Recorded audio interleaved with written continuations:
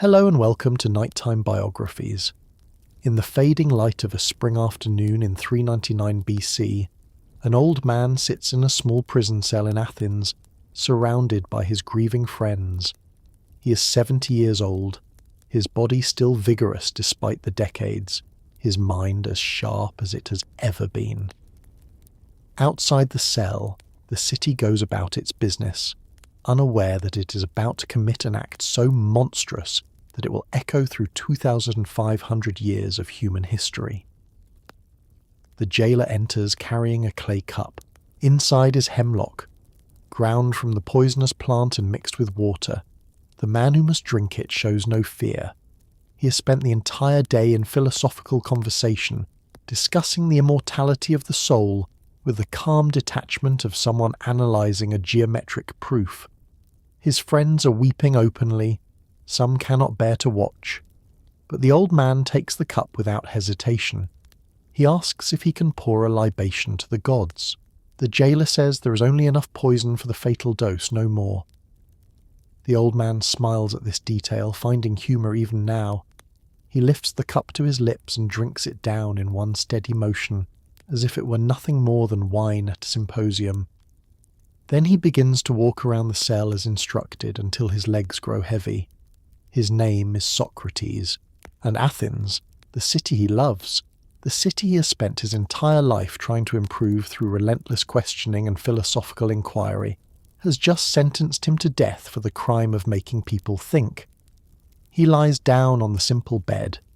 The poison works its way upward from his feet, numbing his body gradually, inexorably. He remains conscious until the end, still talking, still teaching, still maintaining the examined life he has always preached. When the numbness reaches his abdomen, he speaks his final words to his friend Crito. "We owe a rooster to Asclepius. Pay the debt and do not neglect it." Asclepius is the god of healing. The sacrifice of a rooster is a traditional offering after recovery from illness. In his last breath, Socrates suggests that death is a cure, a healing, a release from the sickness of life itself. Then the numbness reaches his heart, and the wisest man in Athens is still. Consider the strangeness of what has just happened. A democratic city, proud of its freedom and its culture, has just executed its most brilliant citizen for asking questions. A man who never took money for his teaching, who claimed to know nothing, who spent his days in the marketplace engaging anyone who would talk with him about virtue and justice and the good life, has been condemned as a corrupter of youth and an enemy of the gods. This was not a tyrant's decree. This was democracy in action. 500 Athenian citizens, ordinary men chosen by lot, voted for his death. They heard the evidence, such as it was. They listened to his defence, which was more of a lecture than a plea for mercy. And they decided that Athens would be better off without him. They were catastrophically wrong. The execution of Socrates would become the defining failure of Athenian democracy, an act so shameful that it would haunt Western civilization forever. The questions Socrates asked, the method he invented, the life he lived, these would prove far more durable than the verdict that condemned him. But to understand how this happened, to grasp how a stonemason's son became the father of Western philosophy, and why his own city killed him for it, we must go back to the beginning, to a world very different from our own, where Athens was rising toward its golden age, and a boy was born who would change human thought forever. Before we begin this journey into the ancient world, please take a moment to like this video and subscribe to the channel. It's a simple gesture that means a great deal to me and helps bring more stories like this to life. I'm always curious to know where in the world you're watching from tonight, so please leave a comment and tell me. And now let the noise of the modern world fade away as we travel back 2,500 years to the Athens of Socrates. The Athens into which Socrates was born in 469 BC was a city discovering itself, a place on the brink of becoming the intellectual centre of the Greek world, though no one knew it yet. The great buildings that would define classical Athens, the Parthenon, the Propylaea, the Temple of Athena Nike, these did not yet exist. The Acropolis was still scarred from the Persian Wars, its temples burned by the invading army just 11 years before Socrates' birth, but something was stirring in this small city-state at the edge of the Aegean. Athens had helped defeat the Persian Empire, the greatest military power the world had ever seen. The Greeks, outnumbered and outmatched, had driven back King Xerxes and his massive army. At Marathon, at Salamis, at Plataea, the impossible had happened. Free citizens fighting for their own cities had defeated an empire built on conquest and slavery. The victory changed Athens fundamentally. The city had not been a major power before the Persian Wars. Sparta was the acknowledged military leader of Greece. Corinth was wealthier. But Athens had contributed the most ships to the Greek fleet, and it was Athenian strategy and Athenian courage that had won the naval battle at Salamis, the turning point of the war. In the aftermath, Athens created the Delian League, ostensibly an alliance of Greek city-states to defend against future Persian aggression. In reality, it was an Athenian empire. The League's treasury, initially kept on the sacred island of Delos, would be moved to Athens. The tribute paid by member cities would fund the great building projects and support the democracy that was emerging as Athens' distinctive contribution to political life. Democracy. The word itself was almost new, coined perhaps just a generation or two before Socrates' birth. It meant rule by the demos, the people, not rule by the best men, aristocracy, not rule by the wealthy, plutocracy, not rule by a single king, rule by the citizens themselves, gathered in assembly to debate and vote on the affairs of state. It was a radical experiment. Most Greek cities were ruled by oligarchies, small groups of wealthy families who controlled political power. Sparta had its strange dual kingship and its rigid military society. But Athens was trying something different, something that seemed to many Greeks dangerous and unstable. The democracy of 469 BC was not yet the mature system it would become by Socrates' adulthood. Pericles, the great democratic leader who would dominate Athenian politics for a generation, was just beginning his career. The reforms that would extend political participation to the poorest citizens were still being implemented. But the essential principle was established. Every male citizen of Athens, regardless of wealth or family background, had the right to speak in the assembly and to vote on matters of war and peace, law and policy. This was the city into which Socrates was born, sometime in the early summer of 469 BC. The exact date is not recorded. The Athenians did not keep careful birth records for common citizens, and Socrates' family was decidedly common. His father was named Sophroniscus. He was a stoneworker, a man who carved marble and limestone for building projects and monuments. It was skilled labour, respectable work, but not prestigious. Sophroniscus owned no great estate. He did not belong to the aristocratic families whose genealogies stretch back to the heroes of myth. He was a craftsman, a man who worked with his hands. Socrates' mother was Phaenareton. According to later tradition, she was a midwife, a woman who assisted at births. The symbolism would not be lost on Socrates' followers. He would describe his own philosophical method as meutic, the art of midwifery. Just as his mother helped women give birth to children, Socrates helped men give birth to ideas. The family lived in the Dame of Alapes, one of the small local districts that made up Greater Athens. It was not a fashionable neighbourhood. There were no grand houses here, no gardens where wealthy citizens held symposia. This was a working district, home to craftsmen and small farmers, people who made their living through labour rather than land or trade. The child was named Socrates.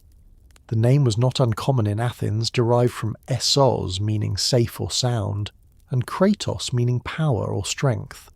Sound strength, or safe power. It was a good solid name for a stoneworker's son, though it would come to mean something very different to later generations. We know almost nothing about Socrates' early childhood. He left no writings. The sources we have, primarily his students Plato and Xenophon, and the comic playwright Aristophanes who mocked him, focus on his adult life and teachings. The boy himself remains invisible to history, but we can reconstruct the world he inhabited. As the son of a craftsman, young Socrates would have grown up in his father's workshop, learning the trade that was expected to be his livelihood. Stone carving was demanding work. It required strength to handle the heavy tools and marble blocks. It required precision to carve clean lines and smooth surfaces. It required patience to work slowly and carefully, knowing that a single mistake could ruin hours of labour. The workshop was probably attached to the family home, a modest structure with a few rooms opening onto a small courtyard. The family would have lived simply. They could afford slaves, at least one or two, as even families of moderate means typically did in Athens. But there was no surplus wealth for luxury. Young Socrates would have spent his days watching his father work, learning to hold the chisel at the proper angle, understanding how different stones required different approaches. Marble, limestone, granite, each had its own character, its own way of responding to the tools. A good stoneworker learned to read the stone, to find its natural lines of strength and weakness, to work with the material rather than against it. But Socrates was growing up in Athens, and Athens was changing. The city was filling with ideas, with arguments, with new ways of thinking about the world. The great dramatists were beginning their work.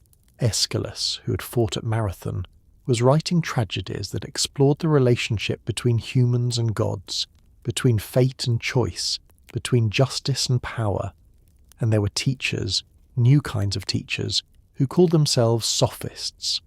These were men who travelled from city to city, claiming to teach virtue, rhetoric, and the skills needed for success in public life.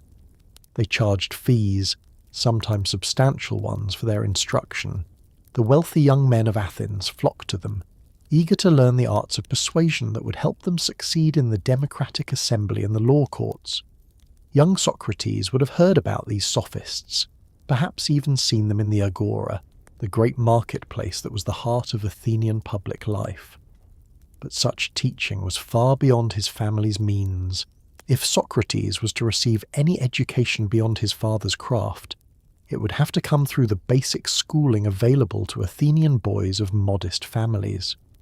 That education, such as it was, focused on 3 areas, each designed to shape the complete citizen that Athens required. First came literacy and numeracy, taught by a teacher called a grammatists. Young Socrates would have learned his letters by writing them on a wax tablet with a stylus, the same tool his father used to mark measurements on stone. The alphabet itself was a relatively recent innovation. The Greeks had borrowed it from the Phoenicians just a few centuries earlier and adapted it by adding vowels, creating the most efficient writing system the ancient world had yet produced. Reading meant primarily reading Homer. The Iliad and the Odyssey were not just literature to the Greeks, but sacred texts, repositories of wisdom, models of heroic virtue, and catalogues of the gods and their deeds. Every educated Athenian could recite passages from memory. The stories of Achilles and Odysseus, of Troy and the journey home, these formed the foundation of Greek cultural identity. Arithmetic was essential for a commercial society. Young Socrates learned to add and subtract, to calculate areas and volumes, to handle the basic mathematics of trade and taxation. The Greeks used letters for numbers, which made calculation more difficult than our modern system. But they developed remarkable sophistication in geometry, which they saw as revealing eternal truths beneath the chaos of the physical world. Second came music, taught by Athenians. Music for the Greeks was not mere entertainment. It was a force that shaped the soul, that could cultivate virtue or encourage vice depending on its character. Young Socrates learned to play the lyre, the most common stringed instrument, and to sing. He memorized traditional songs, many of them ancient paeans to the gods or commemorations of historical events. The Greeks believed that different musical modes produced different effects on character. The Dorian mode was thought to encourage courage and steadiness. The Phrygian mode inspired martial spirit. Other modes were considered dangerous, likely to make young men soft or encourage dissolute behaviour. Music was thus a moral education as much as an artistic one. Third came gymnastics, the physical training that took place in the palestra, the wrestling school. This was perhaps the most important part of Athenian education, reflecting a culture that valued physical excellence alongside intellectual development. The ideal was kalokagathia, beauty and goodness, the unity of physical and moral virtue. In the palestra, young Socrates learned wrestling, the most prestigious of Greek sports. He learned to run, both short sprints and longer distances. He threw the discus and the javelin. He practiced jumping, using weights to increase distance. All of this was done naked, as was the Greek custom. The word gymnasium literally means place of nakedness. The training was intense and sometimes brutal. Boys wrestled in sand mixed with oil, grappling until someone submitted or could not continue. Injuries were common. But the palestra was also a social centre where boys formed friendships, competed for honour, and learned the values of their class. Socrates received this basic education, though he would later question many of its assumptions. We know he could read and write, though he chose never to write anything himself, believing that written words could not respond to questions or adapt to different audiences. We know he had some musical training, though he was not particularly accomplished, and he would later compose his first poems only while waiting for execution. And we know he underwent the physical training expected of an Athenian citizen, though his appearance in adulthood, stocky and ungainly, would suggest he was no athlete.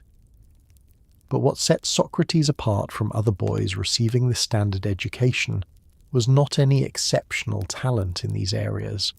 It was something else, something that began emerging during these formative years, a capacity for intense concentration, an ability to become so absorbed in thought that he lost awareness of his surroundings, and most distinctively an irresistible urge to question everything. But something else was happening in young Socrates' mind, something that would set him apart from every other stoneworker's son in Athens. He was beginning to think differently, to ask questions that went beyond the practical matters of daily life. He was discovering that the world as it appeared was not necessarily the world as it was, and that the answers people gave to fundamental questions, questions about justice, courage, wisdom, beauty, were often confused, contradictory, and unexamined. When this intellectual awakening occurred, we cannot say. Perhaps it was gradual, a slow accumulation of curiosity and puzzlement. Perhaps there was a moment of revelation, a conversation or an observation that opened new pathways in his mind. What we know is that by the time Socrates reached young adulthood, he had decided that his life would not be spent carving stone. It would be spent examining ideas, questioning assumptions, and searching for truth through conversation and dialectic. But before he could fully embrace this calling, Socrates would have to fulfill his duties as an Athenian citizen. And those duties, in the middle years of the 5th century BC, would increasingly involve war. The Athens of Socrates' youth was not just a city of ideas and democracy. It was an imperial power engaged in increasingly complex and dangerous conflicts with its rivals. The transformation from ally to hegemon had happened quickly. The Delian League, formed to defend against Persia, had become an Athenian empire in all but name. The tribute that member cities paid to Athens funded the great building program that Pericles championed. The Parthenon, begun when Socrates was about 18 years old, rose on the Acropolis as a monument to Athenian glory and the goddess Athena. But it was built with money that other Greek cities believed should have been used for common defence, not Athenian grandeur. Resentment grew. Sparta, Athens' former ally against Persia, watched with alarm as Athenian power expanded. The two cities represented fundamentally different visions of Greek society. Sparta was conservative, oligarchic, militaristic, suspicious of change and innovation. Athens was democratic, mercantile, cultural, innovative, and increasingly aggressive in asserting its power. The tension exploded into open conflict in 431 BC, when Socrates was 38 years old. The Peloponnesian War, the great struggle between Athens and Sparta that would consume the Greek world for a generation, had begun. As an Athenian citizen, Socrates was obligated to serve in the military when called. Athens had no professional army. Instead, it relied on citizen soldiers, men who in peacetime were farmers, craftsmen, merchants, and in wartime became hoplites, the heavy infantry that formed the backbone of Greek military forces. Socrates served as a hoplite in at least 3 campaigns during the war. This is remarkable for several reasons. First, hoplite service was typically the obligation of men who could afford the expensive armour and weapons required. A full panoply, bronze helmet, breastplate, greaves for the legs, a large round shield, a long spear and a sword represented a significant investment. That Socrates, the son of a stoneworker, served as a hoplite rather than as a light-armed soldier or rower suggests his family had achieved at least moderate prosperity. Second, and more importantly, Socrates' military service reveals a side of his character that is easy to miss in the philosophical dialogues. This was not a man who spent his entire life in abstract contemplation. He could fight. He could endure hardship. He could face death with the same calm courage he would later show in his prison cell. The first campaign we know about was at Potidaea in 432-429 BC. Potidaea was a city in northern Greece that had revolted from Athenian control. The Athenians laid siege to the city, and Socrates was among the troops sent to enforce the blockade. The siege lasted more than 2 years, stretching through winters so harsh that soldiers died of exposure. According to accounts preserved by Plato and others, Socrates distinguished himself at Potidaea not just for courage but for endurance. While other soldiers huddled in their tents, Socrates would stand guard in the freezing cold, wearing nothing but his ordinary light cloak, the same thin garment he wore year-round in Athens. His fellow soldiers were amazed. He seemed impervious to discomfort, capable of ignoring physical hardship through sheer mental discipline. There was also an incident during the campaign where Socrates saved the life of a young aristocrat named Alcibiades. In a skirmish with enemy forces, Alcibiades was wounded and surrounded. Socrates, despite being older and less prestigious, fought his way to the young man, defended him, and helped carry him to safety. Alcibiades later insisted that Socrates deserved the prize for valour, the military honour awarded for exceptional courage. Socrates refused it, directing the honour to Alcibiades instead. The second campaign was at Delium in 424 BC. This was not a siege but a pitched battle, and it was a disaster for Athens. The Athenian army was defeated and routed by the Boeotians.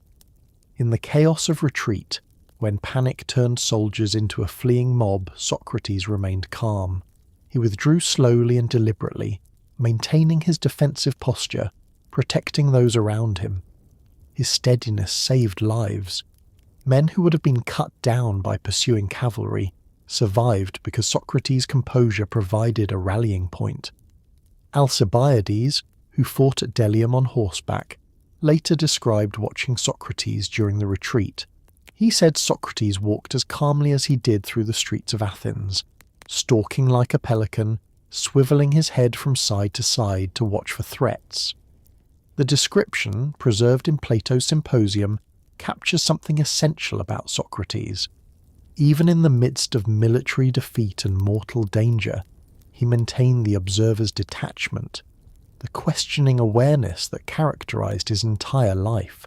The third campaign was at Amphipolis in 422 BC, though we know less about Socrates' role in this expedition. What is clear is that by his mid-40s, Socrates had established himself as a man of exceptional courage and endurance, someone who could face physical danger with the same philosophical calm he brought to every other aspect of life. But military service was only part of Socrates' life during these years. When not on campaign, he was in Athens, developing the practice that would make him famous and ultimately lead to his execution. He was learning to ask questions. Socratic Method, the practice that would become known as the Socratic Method or Socratic dialectic, emerged gradually through the 440s and 430s BC. It was not something he learned from another teacher. The sophists who dominated Athenian intellectual life had their own approaches, focused on rhetoric and persuasion, on teaching young men how to argue convincingly regardless of truth. What Socrates developed was something different, and, to many Athenians, deeply unsettling. The method was deceptively simple. Socrates would approach someone, typically a person with a reputation for wisdom or expertise, a general, a politician, a poet, a priest, and ask them to define a concept central to their work. What is courage? What is justice? What is piety? What is beauty? The person, flattered to be asked and confident in their knowledge, would offer a definition. Then Socrates would begin to question, gently at first, then with increasing precision. Let's say a general defines courage as standing firm in battle, not fleeing in the face of the enemy. This seems reasonable. Everyone knows that brave soldiers hold their ground while cowards run away. But Socrates would ask, what about the Spartans at Thermopylae who retreated to draw the Persians into a trap? They ran away tactically, then turned and fought. Was that cowardice or courage? The general would have to admit it was courage. So courage is not simply standing firm. Perhaps courage is endurance of the soul then, persistence in the face of danger. But what about foolish endurance, Socrates would probe? A man who rushes into battle without weapons or strategy, who gets himself killed pointlessly, is he courageous? No, the general would admit that's recklessness, not courage. So courage requires wisdom as well as endurance. But what kind of wisdom? And now we're back to defining another term we don't understand. Or consider a wealthy man confident in his understanding of justice. Socrates asks for a definition. Justice, the man says, is giving each person what they're owed, what they deserve. This sounds good.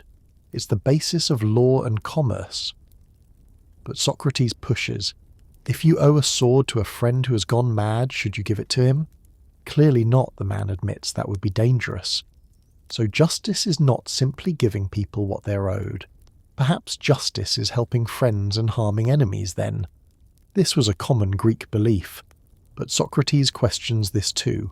Does harming people ever make them better? If justice is a virtue that improves those who practice it, how can it involve making others worse? And can a truly just person become unjust through bad luck or circumstance? If not, then what does it mean to say someone deserves something? Don't they deserve good treatment if they're good and bad treatment if they're bad? But how do we judge who is truly good? Within minutes, what seemed like a simple question, what is justice, has exploded into a tangle of difficulties. The confident expert finds himself unable to defend the definition he offered, unable to provide a better one, and uncertain whether anyone truly knows what justice is at all. This was called elenchis, the Greek word for refutation or cross-examination. But it was more than simple refutation. Socrates was demonstrating something profound and disturbing, that people didn't truly understand concepts they used confidently every day. They had opinions, beliefs, conventional wisdom inherited from their fathers and teachers, but they didn't have knowledge, not the kind of knowledge that could withstand rigorous examination and emerge intact. The process was often uncomfortable, even humiliating for Socrates' interlocutors. To be shown publicly that you don't understand justice, despite being a politician who makes judgments about it daily, or that you don't understand courage, despite being a general who commands soldiers, was a blow to reputation and pride. In a culture that valued honour and status as much as classical Athens did, such embarrassment was not easily forgiven, and Socrates was not gentle about it.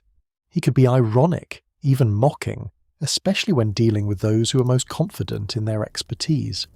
He would adopt a pose of ignorance, claiming to know nothing, asking to be enlightened by those wiser than himself.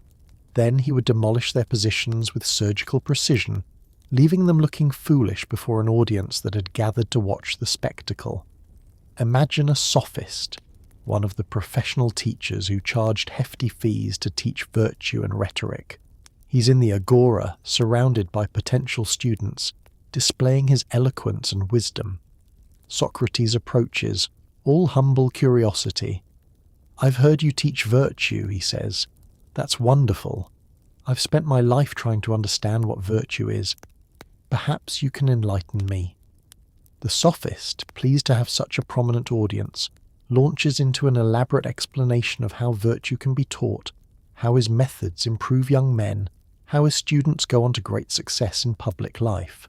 Socrates listens politely, then asks a simple question. "But before we discuss whether virtue can be taught, shouldn't we first understand what virtue is?" The sophist offers a definition, perhaps something like, "Virtue is excellence in one's role. For a ruler, it's the ability to govern well. For a soldier, it's courage. For a craftsman, it's skill in his craft." Socrates probes. "So virtue is different for different people? The ruler's virtue is different from the soldier's virtue?" "Yes," the sophist agrees. "But is there not something common to all these virtues? Something that makes them all virtues rather than vices or mere skills?" The sophist struggles to articulate what this common element is. "And if virtue is excellence in one's role," Socrates continues, "was not Achilles excellent in his role as warrior? Yet he refused to fight, let his comrades die, sent his friend to death, all out of wounded pride. Was this virtue?" The discussion continues, each answer generating new questions, until the sophist who began by confidently claiming to teach virtue finds himself unable to define what virtue is. The audience, initially sympathetic to the sophist, begins to shift. Some laugh, others look troubled. The young men who are considering becoming his students quietly slip away.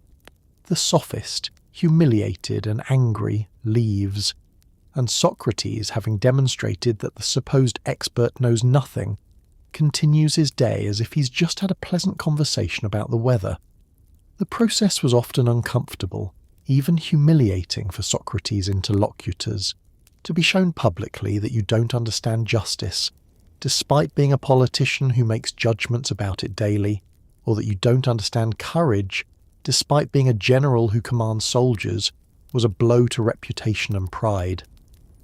In a culture that valued honour and status as much as classical Athens did, such embarrassment was not easily forgiven. But Socrates insisted he was doing his victims a favour. He compared himself to a gadfly, the persistent insect that stings a horse to keep it from becoming sluggish. Athens, he argued, was like a large, noble horse that had become lazy. It needed to be stung into wakefulness, forced to examine itself rather than drift through life on unexamined assumptions. The metaphor reveals much about Socrates' self-understanding. He was small, annoying, persistent, impossible to ignore. He had no political power, no wealth, no position, but he had a gift for disturbing people's peace, for making them think about things they'd rather not examine too closely.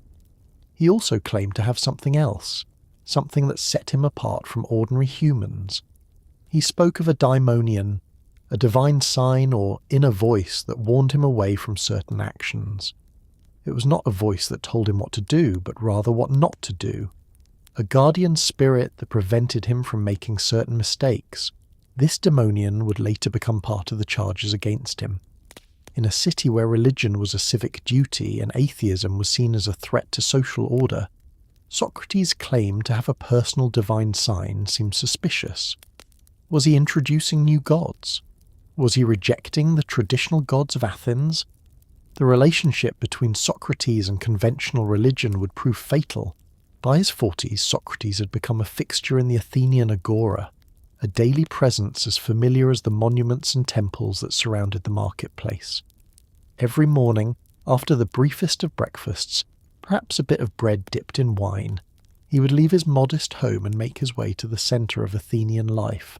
There, in the shade of the colonnades, beside the long stowers where merchants displayed their goods, among the crowd of citizens, foreigners and slaves that filled the public spaces, Socrates would begin his day's work of questioning. His approach was systematic yet opportunistic. He would engage anyone willing to talk, politicians making their way to the council house, generals discussing military strategy, poets reciting their latest verses, craftsmen taking a break from their labours, young aristocrats with time and money to spare, foreigners visiting from other Greek cities or beyond. No one was exempt from his questioning, and no subject was too basic or too advanced. He had favourite locations: the Stoa of Zeus Eleutherios, where political discussions naturally occurred, the shops of craftsmen, where he might spend hours watching a shoemaker or carpenter work while discussing whether they truly understood their craft, the gymnasiums and wrestling schools, where young men trained their bodies while Socrates tried to train their minds. His appearance was distinctive and, by Athenian standards, unfortunate. Socrates was short and stocky, barrel-chested, with a broad face that seemed to expand outward rather than following normal human proportions. His nose was flat and snub, pushed into his face like a satyr's. His eyes were prominent, bulging slightly, giving him a look of permanent surprise or intensity. His lips were thick, and his mouth when he spoke seemed somehow too large for his face. Contemporaries agreed he resembled the Seleni, those mythological creatures associated with Dionysus, part human and part animal, often depicted as ugly but wise. The comparison was not meant as a compliment, yet Socrates seemed to embody it willingly. If the Seleni were outwardly bestial but inwardly divine, he was content to be the same, ugly on the outside, beautiful within. He made no effort to improve his appearance. While wealthy Athenians visited barbers daily, carefully grooming their beards and hair, anointing themselves with perfumed oils, and selecting clothes designed to display their status, Socrates seemed indifferent to such concerns. He wore the same simple cloak, a threadbare hymation, year-round. In summer, when other men wore light linen, he wore his cloak. In winter, when others bundled in multiple layers, he wore the same single garment. His footwear was equally minimal. He often went barefoot, even in winter, even on rough streets that would have torn the feet of softer men. When he did wear sandals, they were the simplest kind, barely more than soles tied to the feet with leather straps. During his military service, his fellow soldiers marvelled at his ability to walk across frozen ground wearing these flimsy sandals while they huddled in whatever warm gear they could find. His hygiene was apparently minimal by Athenian standards, which were quite high. While the wealthy bathed daily in olive oil and visited public baths, Socrates seemed content with occasional washing. His body odour, in an age before deodorants and when regular bathing with soap was uncommon even for the fastidious, must have been pronounced. Yet people still gathered around him, drawn by his mind despite the physical unpleasantness of his presence. His home life was sparse. He lived in a small house, probably inherited from his father, in the Dem of Alopes. The house was modest even by middle-class standards, with just a few rooms arranged around a small courtyard. There was no garden, no elaborate furniture, no decoration beyond what was absolutely necessary. Socrates owned almost nothing. No fine clothes, no jewellery, no artworks, no collection of anything that might signify wealth or status. He had married, though the circumstances and timing are unclear. His wife was Xanthippe, whose name has become proverbial for a difficult, nagging spouse. Later tradition, particularly stories told by philosophers wanting to emphasize Socrates' patience, painted her as a shrew, constantly complaining about his poverty, his refusal to earn money, his habit of spending days in philosophical conversation while the family went without. But consider her situation honestly. She was married to a man who owned nothing, earned nothing, contributed nothing to the household economy. A man who had inherited a trade but refused to practice it. A man who spent his days talking to other men in the marketplace, neglecting his family, bringing no income home. A man whose activities were increasingly attracting dangerous attention from powerful people. Her frustration, if she indeed was frustrated, seems entirely reasonable. They had children, 3 sons. The oldest, Lamprocles, was perhaps in his late teens by the time of Socrates' death. The second son was named Sophroniscus after Socrates' father. The third, Menexenus, was still very young in 399 BC, perhaps just a toddler. Some sources suggest that Menexenus was the son of a second wife, which would have been unusual but not unheard of in Athens. What kind of father Socrates was remains unclear. He clearly spent more time in philosophical conversation than in domestic life. His poverty meant his sons would inherit nothing material. They would grow up in the shadow of a famous but controversial father, and after his execution, they would bear the stigma of his condemnation for the rest of their lives. Yet despite his ugliness and his poverty, Socrates possessed a quality that drew people powerfully. There was a charisma, a personal magnetism that made young men in particular want to be near him, to watch him work, to learn his techniques. Part of this was his absolute fearlessness in conversation. He would challenge anyone regardless of their status or reputation. A wealthy politician, a famous general, a visiting sophist charging enormous fees, all were subject to the same relentless questioning. But there was more to it than mere intellectual courage. Socrates had a sense of humour, an ability to make the process of philosophical examination entertaining as well as enlightening. He could be playful, ironic, even mischievous. When someone made a particularly foolish claim, he would affect the most innocent expression of confusion, asking them to explain as if he were a simple person who just couldn't quite understand. The more they explained, the deeper they dug themselves into logical contradictions, until the absurdity of their position became clear to everyone watching. He also had a gift for analogy and metaphor. When discussing virtue, he would compare it to a craft, asking whether it could be taught the way carpentry or shipbuilding could be taught. When talking about the soul, he would use the metaphor of health and disease, suggesting that vice was to the soul what illness was to the body. These comparisons made abstract philosophical concepts concrete and accessible. His voice, according to those who heard it, was not particularly pleasant. It was somewhat high-pitched and had a penetrating quality that carried across crowds.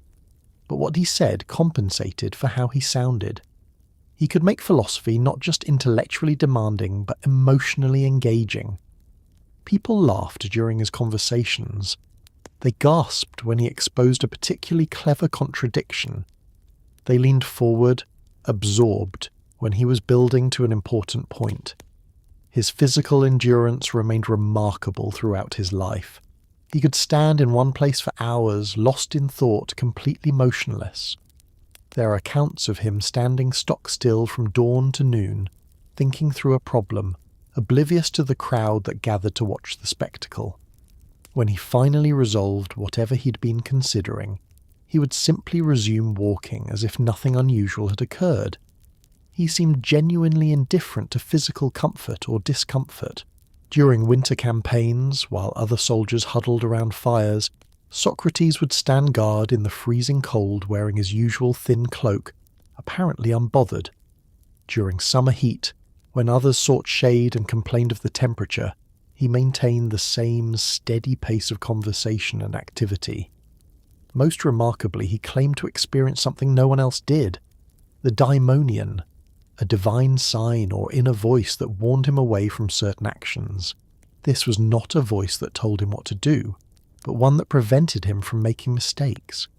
It would come upon him suddenly, a feeling of prohibition, warning him not to proceed with a planned action. He might be about to leave on a journey, and the daemonian would stop him. Later, he would learn that the road he would have taken was attacked by bandits, or that illness struck those who made the trip. This daemonian was personal to Socrates, a private religious experience that set him apart from other Athenians. It would later become part of the charges against him, evidence that he was introducing new divine beings and neglecting the traditional gods of Athens. But to Socrates, the daemonian was simply one more piece of evidence that humans were not alone in the universe, that there were forces beyond our understanding that took interest in human affairs. His daily routine then was simple but distinctive. Rise early, eat sparingly, go to the agora, engage in philosophical conversation until evening, return home for a simple dinner, sleep. No accumulation of wealth, no pursuit of honours, no social climbing or political manoeuvring. Just the daily practice of examining life, questioning assumptions, trying to understand what virtue is and how humans can achieve it. This was the life Socrates lived for decades, from his 40s through his 60s, always the same pattern, always the same practices, and slowly, inevitably, the resentments built. The powerful men he had exposed as ignorant did not forget. The fathers of young men he had taught to question authority did not forgive. The city he was trying to improve, trying to wake from its dogmatic slumber, was growing increasingly tired of his stinging. Yet despite his ugliness and his poverty, Socrates attracted followers. Young men, particularly aristocratic young men with time and resources, gathered around him. They watched him question their elders. They learned his techniques. They began to imitate him, interrogating their own fathers and teachers, exposing the ignorance of those who claimed to know. This was dangerous. Athens was a democracy, but it was not a tolerant democracy. The freedom to speak in the assembly did not extend to questioning the fundamental values and beliefs that held the city together, and Socrates, by training a generation of young men to question everything, was soaring at the roots of social order. Among his followers were some of the most notorious figures in Athenian history. Alcibiades, the brilliant but unstable aristocrat who would betray Athens to Sparta and then betray Sparta to Persia, had been Socrates' companion. Critias and Charmides, who would later lead the brutal oligarchic coup known as the 30 Tyrants, had listened to Socrates' teachings. When these men committed their crimes, when they brought horror to Athens, people remembered who their teacher had been. But Socrates also attracted genuinely philosophical minds. Plato, from one of Athens' most distinguished families, would become his most famous student, and the one who would immortalize his teaching in written dialogues. Xenophon, a soldier and historian, would also preserve Socratic conversations. Others, whose names are now lost, found in Socrates' method something that changed their lives fundamentally. What did these young men see in the ugly poor old man who asked endless questions? They saw someone who lived differently, who seemed free in a way that even the wealthiest Athenians were not. Socrates owned almost nothing, cared nothing for reputation or status, feared neither poverty nor death. He lived according to principles that he examined constantly, refusing to accept conventional wisdom simply because it was conventional. He also possessed a quality that Alcibiades once tried to describe in a speech preserved by Plato. He compared Socrates to those statues of Silenus found in workshops, ugly on the outside but containing images of gods within. Similarly, Alcibiades said, Socrates' external appearance was unprepossessing, even ridiculous, but inside was something divine, a wisdom and virtue that shone through once you got to know him. The younger Socrates, the man in his 40s and early 50s, was building both a following and a dangerous reputation. The comic poets, particularly Aristophanes, began to mock him in their plays. In 423 BC, when Socrates was 46, Aristophanes premiered The Clouds, a comedy that portrayed Socrates as the director of a thinkery, a school where students learn to make the weaker argument appear stronger, to justify any position through clever rhetoric, and to deny the existence of the traditional gods. The play was satire, not documentary. Aristophanes conflated Socrates with the sophists, the professional teachers who actually did charge fees and teach rhetoric. The real Socrates never charged money and claimed to teach nothing. But the damage was done.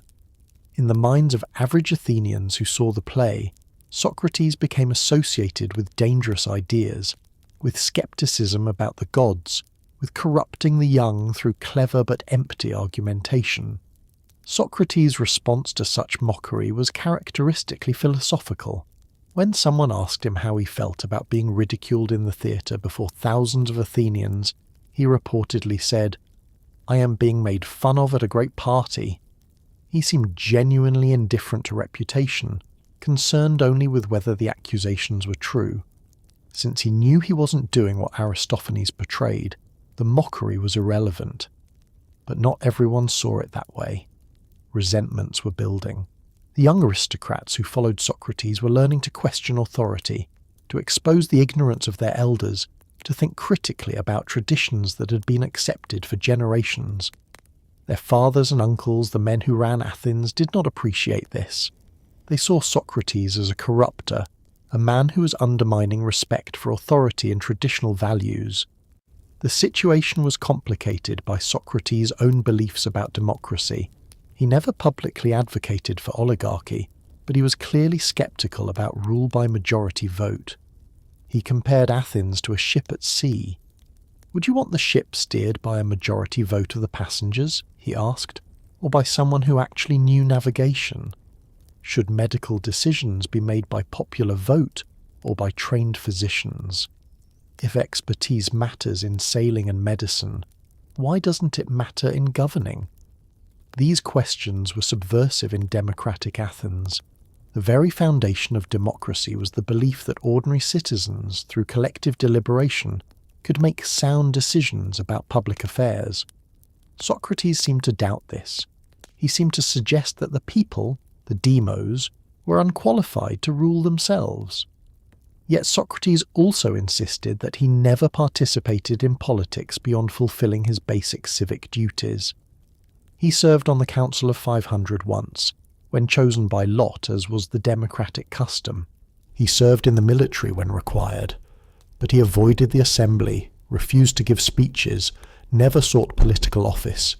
His explanation was that his daimonion, his divine sign, warned him away from political life. If he had entered politics, he said, he would have been killed long ago. Only by remaining private could he do his philosophical work. This combination, skepticism about democracy combined with refusal to participate in political life, made Socrates a puzzle to his fellow citizens. Was he loyal to Athens or not? Did he support the democracy or secretly oppose it? And most dangerously, was he responsible for the crimes of his former associates? These questions would remain largely theoretical until the catastrophe that was about to overtake Athens made them urgently practical. The city that had seemed invincible, that had dominated the Aegean for 2 generations, was about to lose everything. And in the trauma and recrimination that followed, someone would have to be held responsible. Someone would have to pay for Athens' failure. Socrates, the Gadfly who questioned everything and everyone, who had taught many of Athens' most notorious figures, who seemed to mock the democracy even while living within it, would be the perfect target. The Peloponnesian War, which had begun in 431 BC when Socrates was 38, would grind on for 27 years before finally ending in utter disaster for Athens. The great democratic city that had stood up to the Persian Empire, that had created the Delian League, that had built the Parthenon and dominated Greek culture and politics for a generation, would be brought to its knees by Sparta and its allies. The turning point came in 415 BC with the Sicilian expedition. one of the greatest military catastrophes in ancient history. Athens, led by the charismatic Alcibiades, Socrates' former companion, decided to send a massive fleet to conquer Syracuse, the wealthy Greek city on the island of Sicily. It was an act of extraordinary ambition and extraordinary folly. The expedition was a total disaster. The entire Athenian fleet was destroyed. Thousands of Athenian soldiers were killed in battle or died as slaves in the stone quarries of Syracuse, where they were worked to death under the Sicilian sun. Athens never truly recovered from the loss.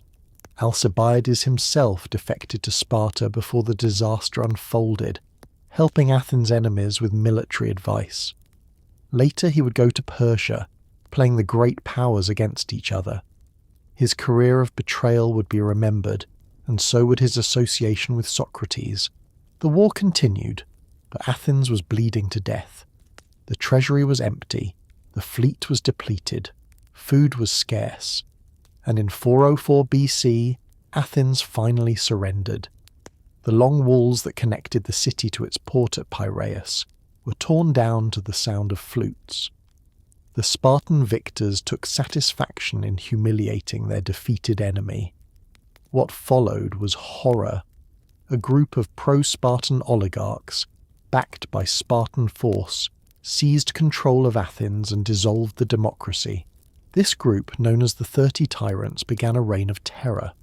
They executed perhaps 500 Athenian citizens without trial, confiscating their property and using the proceeds to pay their Spartan garrison. The victims included political enemies, but also wealthy men whose only crime was having property worth stealing. Two of the 30's leaders were Critias and Charmides, both of whom had been associates of Socrates. Critias in particular had been one of Socrates' closest companions in earlier years. Now he was ordering executions and proscriptions, running a criminal regime backed by foreign military force. Socrates remained in Athens during this period. He did not participate in the 30's crimes, and at one crucial moment, he openly defied them. The 30 ordered Socrates and 4 other men to go to Salamis and arrest Leon, a wealthy citizen, so he could be executed and his property seized. It was a test of loyalty and a way to implicate more Athenians in the regime's crimes. Socrates listened to the order, then simply went home. He did not argue. He did not make speeches. He refused. The other 4 men went to Salamis and arrested Leon, who was duly murdered. Socrates did nothing, and in doing nothing committed an act of profound moral courage. The 30 fell after just 8 months. Democratic exiles gathered an army, marched on Athens, and overthrew the oligarchs. In the brief civil war that followed, Critias was killed fighting against the Democrats. Democracy was restored in 403 BC. But the restored democracy was traumatized, paranoid, and bitter. An amnesty was declared, forbidding prosecution for actions during the 30's reign. But everyone knew who had collaborated and who had resisted. The city was divided, suspicious, looking for enemies within.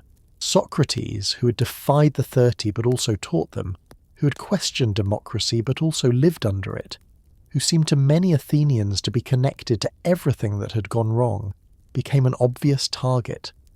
The man who had spent his life asking uncomfortable questions would now face the most uncomfortable question of all. Would Athens tolerate him any longer?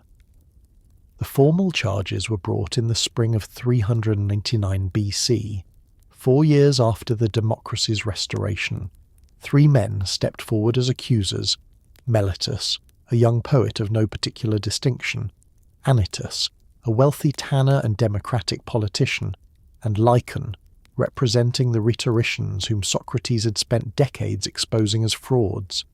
The charges were vague but deadly: impiety toward the gods of Athens and corrupting the youth.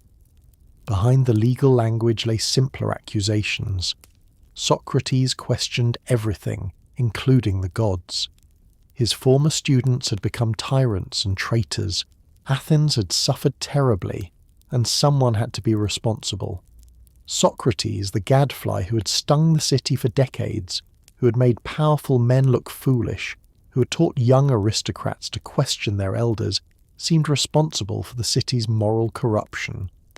The trial took place before a jury of 500 Athenian citizens, selected by lot as was the democratic custom. They gathered in one of Athens' large covered courts, sitting on wooden benches, ready to judge whether the old philosopher deserved to live or die.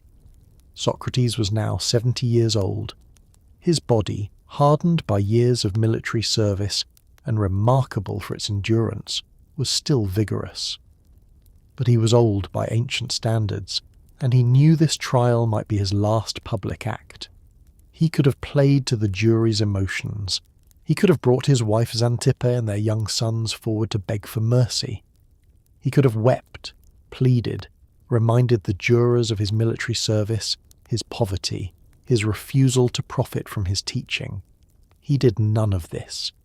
Instead, he delivered what amounted to a philosophical lecture, a defense speech that was really an explanation of his entire life and mission. He began by addressing the old accusations, the ones embedded in the public mind through years of comic mockery. He was not a natural philosopher investigating the heavens and the earth. He was not a sophist teaching rhetoric for pay. He taught nothing and claimed to know nothing. His only wisdom was knowing that he knew nothing. Then he explained how his philosophical mission began. A friend had once gone to the oracle at Delphi and asked if anyone was wiser than Socrates. The oracle answered that no one was wiser. This perplexed Socrates, who knew he possessed no special knowledge. To understand the oracle's meaning, he began questioning people who were reputed to be wise: politicians, poets, craftsmen. What he discovered shocked him. These people claimed to know things they didn't actually understand. The politicians couldn't define justice, though they made judgments about it daily. The poets created beautiful works, but couldn't explain what made them beautiful. The craftsmen knew their trades, but thought this expertise extended to everything else. Socrates concluded that the oracle was right in a paradoxical way. He was wisest because he alone knew that he knew nothing. Everyone else thought they knew things they didn't, which made them doubly ignorant. Ignorant of the subject and ignorant of their own ignorance. This mission of questioning, Socrates told the jury, was divinely ordained. The god had appointed him as a gadfly to Athens, and he could not abandon this calling any more than a soldier could abandon his post in battle. If the jury ordered him to stop philosophizing, he would refuse, even at the cost of his life. The unexamined life is not worth living, he declared. Better to die than to live in sleepwalking ignorance. As for corrupting the youth, Socrates asked a simple question. Would he deliberately corrupt the young men around him? If he corrupted them, they would harm him, as bad men harm those near them. So by corrupting the youth, he would be harming himself intentionally. Did that make sense? Either he wasn't corrupting them, or he was doing so unintentionally, in which case he needed instruction, not execution. The logic was clear, but the jury was not persuaded by logic. They were responding to something deeper: resentment, fear, anger at what Athens had become. The vote came back. Guilty. 280 votes for conviction, 220 for acquittal. A narrow verdict, but final. Now came the penalty phase. Under Athenian law, the accuser proposed a punishment, and the defendant could propose an alternative. The jury would choose between them. Meletus had proposed death. Socrates needed to propose something else, something the jury could accept as adequate punishment. Instead, Socrates offered what amounted to an insult. Far from deserving punishment, he argued, he deserved to be fed at public expense in the Prytaneum, the highest honour Athens could bestow, reserved for Olympic victors and the city's greatest benefactors. After all, he had spent his entire life improving his fellow citizens. Wasn't that worth honouring? Only after his friends insisted did he propose a fine of 1 mina of silver, then increasing it to 30 minae when supporters offered to pay. But the damage was done. His contempt for the proceedings was clear. The jury voted again. Death. 360 votes this time.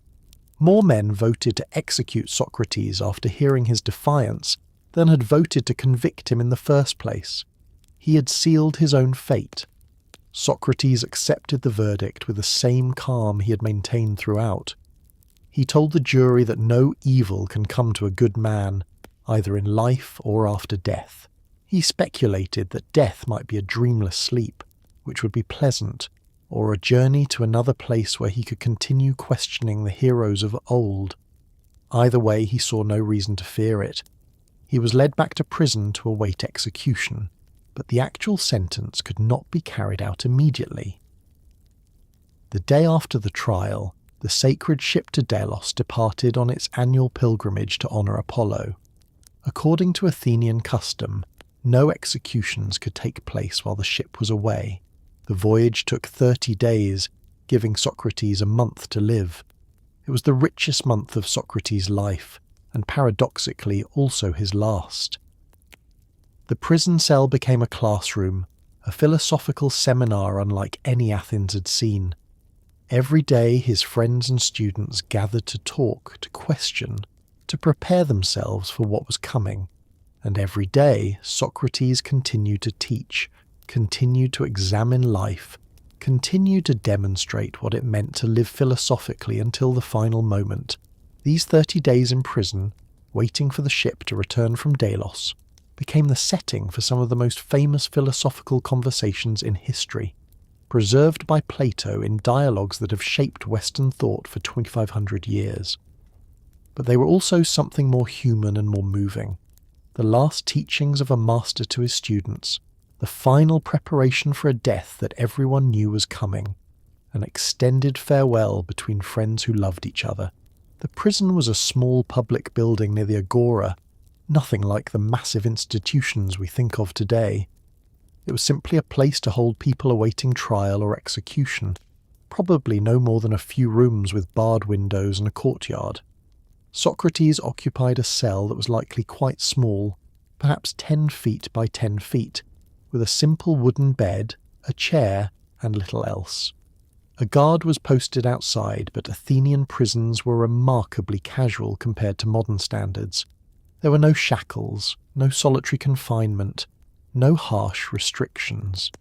Friends could visit freely during daylight hours. They could bring food, knowing that prison rations were minimal and poor quality. They could bring wine, cushions, anything that might make Socrates more comfortable. They could stay as long as they wished, from sunrise until the prison closed at sunset, and most remarkably, they could engage in the same philosophical discussions that had characterized their relationships with Socrates for years. And Socrates' friends came. They came every day, gathering in the cell or sometimes in the courtyard if the weather was pleasant and the guards allowed it. Among the regular visitors were the young men who had formed Socrates' closest circle over the previous years. Plato was there most days, though he would later note his absence on the final day, claiming illness. Whether this was physical illness or an excuse, a way to avoid witnessing what he could not bear to see, remains one of the small mysteries of history. Plato was perhaps 28 years old, from one of Athens' most distinguished families, and he had been studying with Socrates for perhaps 8 years. The old philosopher's execution would shatter something in Plato, driving him eventually to leave Athens and travel the Mediterranean before returning to found his academy. Crito was there every day. He was one of Socrates' oldest and closest friends, a man of Socrates' own generation who had known him for decades. Crito was wealthy, respectable, conventional in ways that Socrates was not, but he was absolutely devoted to his friend, willing to risk his own reputation and resources to save Socrates' life. Apollodorus came daily, a young man known for his emotional nature and his passionate devotion to philosophy. He would later be remembered as someone who wept more than anyone else during Socrates' final hours, unable to control his grief even when Socrates himself remained calm. There was Hermogenes, Epigenes, Aeschines, Antisthenes, who would later found the Cynic school of philosophy, Aristippus, who would establish the Cyrenaic school emphasizing pleasure, Euclides, who would create his own philosophical tradition in Megara. Looking around that prison cell, you saw gathered the men who would carry forward Socrates' mission, spreading his methods and ideas across the Greek world. Others came less regularly, family members checking on his welfare, old acquaintances paying their respects, curious citizens who had heard about the famous prisoner and wanted to see him one last time, even some who had been hostile to Socrates but were troubled by the verdict and came to make their peace. The conversations during these 30 days ranged across philosophy's deepest questions, but they kept returning to certain themes: death and the soul, knowledge and ignorance, virtue and the good life. And running through all of it, the question that Socrates had asked his entire life: how should we live? On some days the discussions were remarkably cheerful. Socrates would tell stories, make jokes, tease his friends about their logical errors just as he always had. The death sentence hanging over him seemed not to diminish his spirits, but rather to sharpen his focus, to make each conversation more precious and more intense. He argued that philosophers should not fear death because they had been practicing for it their entire lives. Philosophy, he insisted, was training in how to separate the soul from the body, how to focus on eternal truths rather than temporary physical pleasures. Every time a philosopher ignored hunger to continue thinking, every time they resisted sexual temptation to pursue wisdom, every time they chose contemplation over comfort, they were rehearsing for death, the final separation of soul and body. On other days the mood was darker. His friends could not maintain the philosophical detachment that Socrates seemed to achieve so easily. They wept. They argued with his reasoning. They challenged his calm acceptance of death, trying to find some flaw in his logic that would justify their grief and anger at the injustice being done to him. Socrates used even their emotional outbursts as teaching opportunities. When Apollodorus burst into tears, saying he couldn't bear losing Socrates, the old philosopher gently questioned him. Would you rather lose me after I've lived an unexamined life?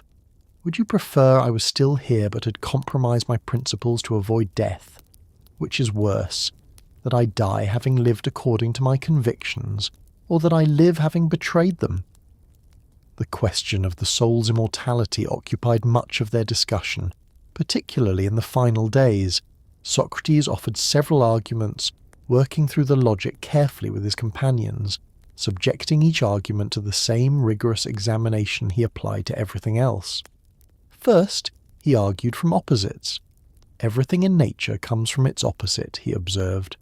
Hot from cold, cold from hot. Waking from sleeping, sleeping from waking. The living come from the dead, just as the dead come from the living. This cycle could not have started from nothing. It must continue. Therefore, the souls of the dead must exist in some state, ready to return to life. Second, he argued from recollection. When we learn mathematics or philosophy, he suggested, we're not acquiring completely new knowledge but remembering what we knew before birth. A slave boy with no education can solve geometric problems if asked the right questions, discovering truths that must have been in his soul all along. If the soul knew these things before birth, it must have existed then. And if it existed before this life, why shouldn't it exist after? Third, he argued from the soul's nature. The soul is simple and uniform, not a composite of parts that might decompose. It is invisible, immaterial, unchanging in its essence. Physical things, which are composite, decay and dissolve. But the soul, being simple, has no parts to separate. How then could it die? Fourth, and most powerfully, he argued that the soul's essence is life itself. Death is the opposite of life. But can the soul, which is the principle of life, admit its opposite? Can fire become cold while remaining fire? Can snow become hot while remaining snow? No. Similarly, the soul cannot become dead while remaining a soul. When death approaches, the soul must either perish, which contradicts its nature, or depart to exist elsewhere. Not all his friends found these arguments convincing. Some raised objections. Simmias suggested that perhaps the soul was like a harmony created by the body, real but dependent on its physical basis, dying when the body died like music ceasing when a lyre breaks. Sebes worried that even if the soul was immortal, it might weaken and decay through multiple incarnations until it finally dissolved. Socrates addressed each objection seriously, not dismissing doubts, but working through them logically. He showed that the soul could not be a mere harmony of the body because it rules the body, opposes bodily desires, exists before the body takes its mature form. He argued that the soul could not decay if it was truly immortal, for decay implies change through time, and the soul exists beyond time in its essence. The discussions went on for hours each day, sometimes becoming quite technical, other times more mystical and speculative. Socrates spoke of a journey the soul makes after death, of judgment, of rewards for the just and punishments for the unjust. He described a vision of the earth as a beautiful sphere, with many dwellings for souls, places of punishment underground and places of reward in higher, purer regions. Whether he believed these myths literally or offered them as useful fictions to encourage virtue, we cannot know, but he spoke with such conviction, such calm certainty, that his friends found themselves believing, or at least wanting to believe, that death was not the end but a transition to something better. Throughout these conversations, certain themes emerged repeatedly, ideas that Socrates had spent his entire life exploring and was now, in his final days, bringing to their clearest expression. First, that virtue is knowledge. To know what is good is to do it. No one does evil willingly. They do it out of ignorance, mistaking what is bad for what is good. If people truly understood that virtue leads to happiness and vice to misery, they would always choose virtue. This was a radical claim, denying that people could knowingly choose evil, but Socrates defended it rigorously. Second, that the unexamined life is not worth living. This had been his constant refrain throughout his career, and it took on new meaning in the shadow of death. He was facing execution rather than exile precisely because he refused to abandon the examined life, refused to stop questioning, refused to accept ignorance disguised as knowledge. Third, that one should never do wrong, even in response to wrong. When the state wronged him through an unjust verdict, he would not respond by breaking the law through escape. The moral person maintains their integrity regardless of how others behave. To repay wrong with wrong is to become like those who wrong you. Fourth, that death is not to be feared. Either it is a dreamless sleep which is pleasant and peaceful, or it is a transition to another existence where the soul continues. In the first case, we simply cease to experience anything, which is not terrible. In the second, we continue in a place where true justice reigns, and we can spend eternity in conversation with the great souls of the past, which would be wonderful. The depth of feeling in that prison cell during those 30 days must have been extraordinary. Here were young men who had found in Socrates not just a teacher, but a model of how to live, a living demonstration that philosophy was not abstract theory, but a practical discipline that shaped every action and decision. They were watching that model face its ultimate test, and they were witnessing him pass it with a calm courage that confirmed everything he had taught them. Some of them would remember these days for the rest of their lives, trying to recapture in their own teachings the spirit of those conversations, the unique combination of intellectual rigour and deep humanity that characterised Socrates at his best. Plato would spend decades writing dialogues that returned again and again to these themes, trying to preserve not just Socrates' words but his presence, his method, his way of being in the world. About a week into his imprisonment, very early one morning before dawn, Crito arrived at the prison with his desperate escape plan.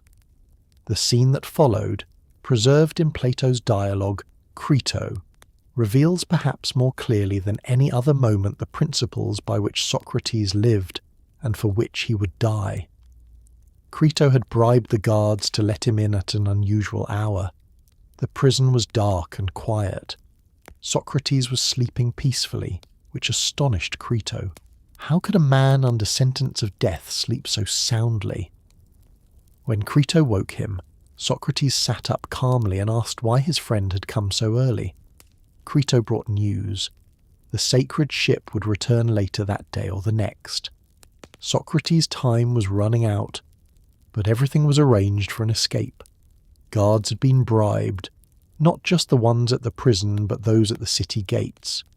Friends in Thessaly, a region north of Athens, had offered Socrates sanctuary. Money was available, enough to ensure his comfort for the rest of his life. All Socrates had to do was agree to leave. The argument Crito made was emotional and practical. First, he would lose his dearest friend if Socrates died. Second, people would think Crito had been unwilling to spend money to save Socrates, damaging Crito's reputation. Third, Socrates had a duty to his sons to stay alive and raise them rather than abandoning them. Fourth, it was cowardly to accept death when escape was possible. Fifth, Socrates would be giving his enemies what they wanted by dying. These were powerful arguments based on friendship, reputation, family duty, and pride. Most men would have found them convincing, but Socrates characteristically wanted to examine the question logically rather than emotionally. He began by dismissing the concern about reputation. The opinions of the many don't matter, he argued. Only the opinion of those who truly understand justice matters. If what matters is doing what's right, not what people think about you, then Crito's worry about his reputation was irrelevant. Then he moved to the central question. Would it be right to escape? To answer this, he needed to establish some principles. They work through these together in their characteristic dialectical method. First principle, we should never do wrong, even in response to wrong being done to us. Crito agreed. Second principle, doing wrong means harming others. Crito agreed. Third principle, breaking just laws harms the city and its citizens. After some discussion, Crito agreed to this as well. Now the question became, are the laws of Athens just, and would escaping break them? Socrates imagined the laws of Athens speaking to him directly, making their case for why he should stay. Socrates, the laws would say, we gave you life. Your father married your mother under our protection. We provided the framework within which you were born. Are we not like your parents, deserving of your respect and obedience? We educated you, the laws continued. We provided the schools, the gymnasiums, the cultural context in which you developed into the man you are. We protected you, maintained order, enabled commerce and philosophy to flourish. You have benefited from us your entire life. We gave you freedom, the laws pointed out. Any Athenian who does not like our laws can leave, taking his property with him. We do not compel anyone to stay, but if you choose to stay, to raise your children here, to live under our protection for 70 years, you have implicitly agreed to obey us. You, Socrates, stayed in Athens when you could have left. You fought in our wars. You participated in our government when called. You raised your children under our laws. Through all these actions, you made an agreement with us.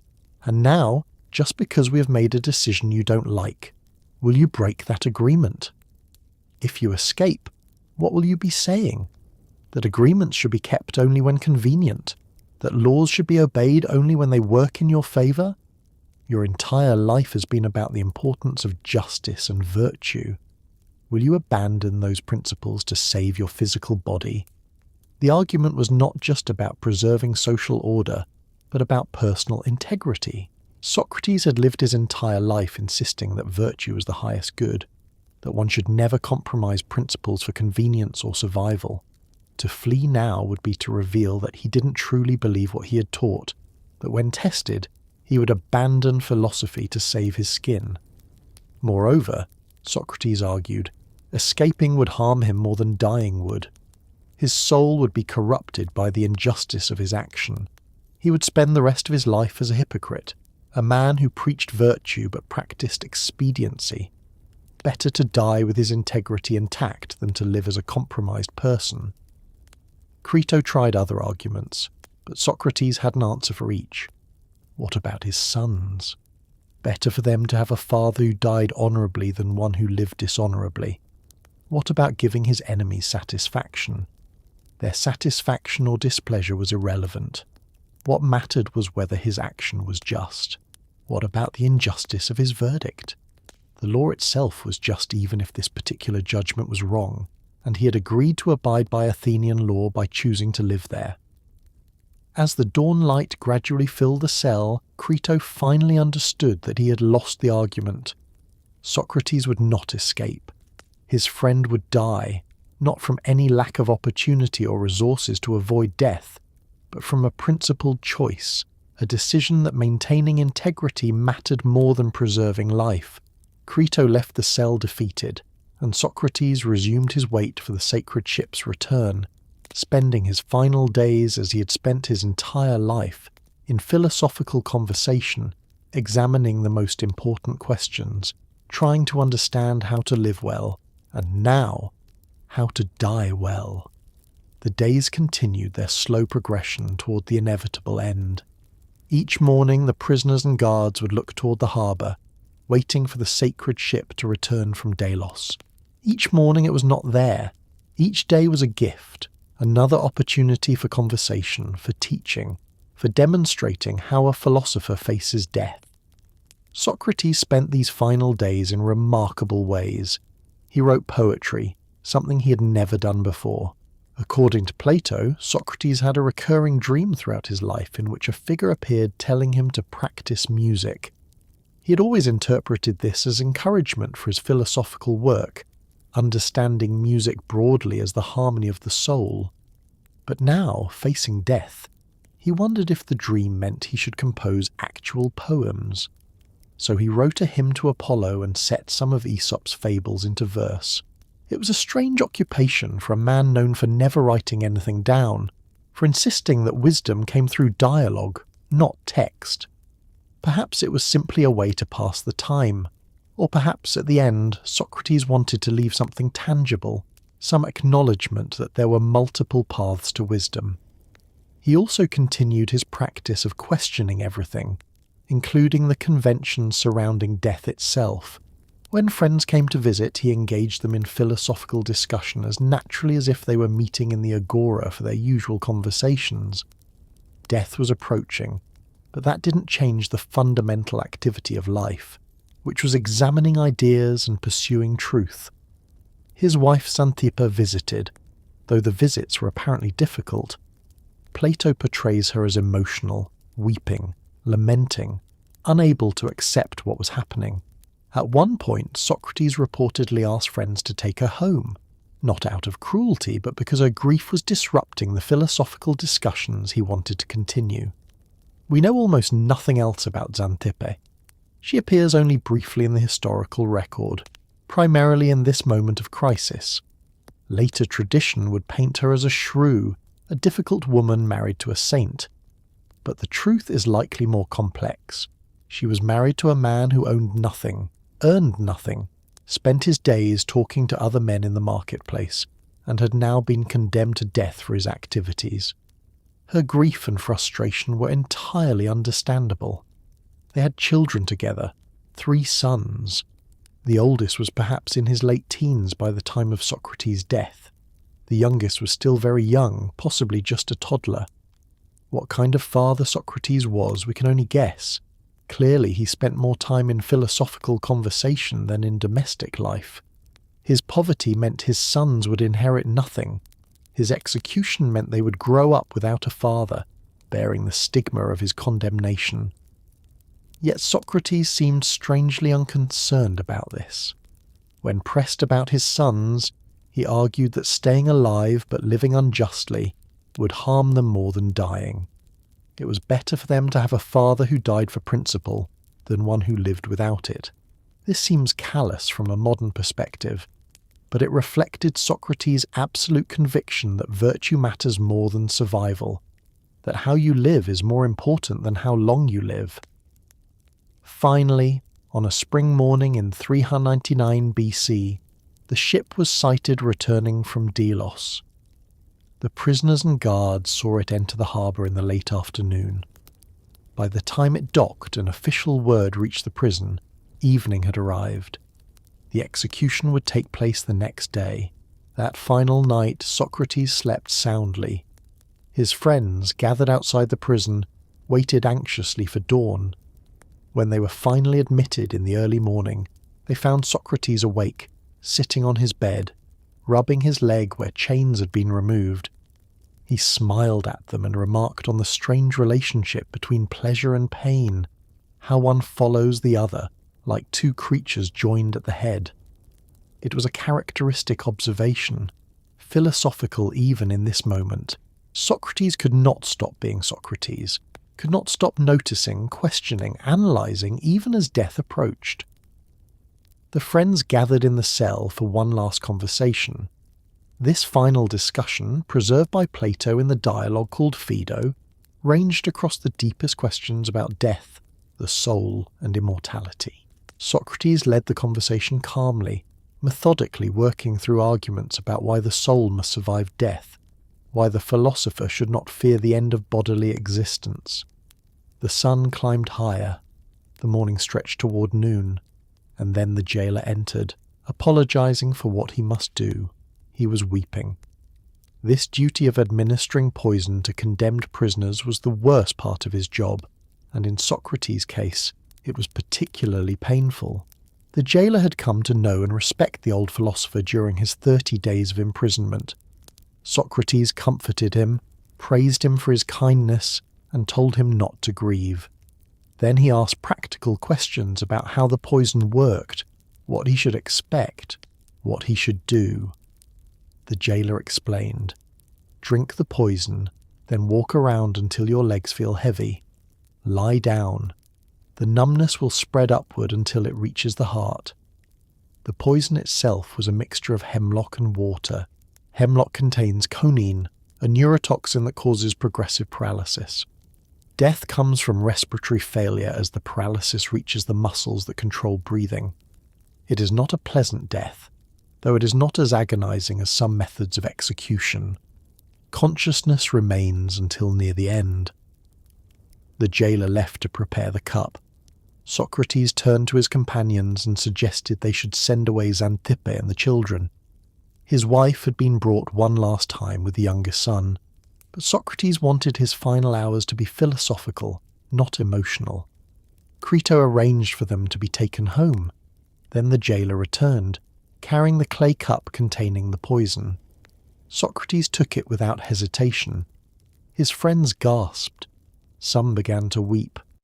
Socrates looked at them with what Plato describes as his characteristic calmness. "What is this strange outcry?" he asked. "I sent away the women mainly in order that they might not behave in this way, for I have heard that one should die in silence, be quiet and bear up." He lifted the cup. Someone, probably Crito, asked if he wanted to pour a libation to the gods. Socrates asked the jailer if there was enough of that. The jailer said no. The dose was measured precisely, just enough for the required effect. Socrates smiled at this detail, found it somehow fitting, and said simply, "But I may and must pray to the gods that my journey from this world to the next may be prosperous." He raised the cup to his lips and drank it down steadily and calmly, not hesitating, not showing any sign of disgust at what must have been a bitter taste. His friends, watching this, could no longer control their tears. They wept openly, not for Socrates but for themselves, for the loss they were about to suffer. Socrates began to walk around the cell as instructed. He spoke calmly, making observations about the process, noting when his feet began to feel heavy. After a few minutes, he lay down on the bed. The jailer, who had stayed to monitor the poison's effects, touched his feet and legs, asking if he could feel anything. Socrates said no. The numbness was spreading upward. They continued talking. The paralysis worked its way up his body. When it reached his abdomen, Socrates spoke his last words. He addressed Crito. Crito, we owe a rooster to Asclepius. Pay the debt and do not neglect it. Asclepius was the god of healing. When someone recovered from illness, tradition called for sacrificing a rooster to thank the god. In his final breath, Socrates was suggesting that death was a cure, that he was being healed of the sickness of life itself. It was a final philosophical statement, a last assertion that death should not be feared, but welcomed as the soul's liberation from the body. Crito asked if there was anything else he wanted to say. There was no answer. A few moments later, the jailer pulled aside the cloth that covered Socrates' face and checked his eyes. Socrates was dead. Crito closed his eyes and mouth. The friends who had watched stood in stunned silence.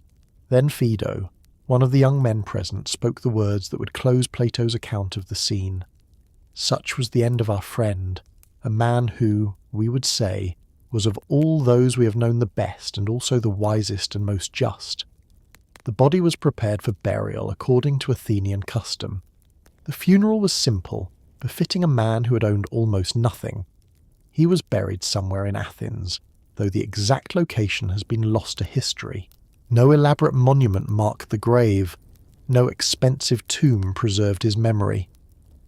But the man who had written nothing left something far more durable than stone monuments.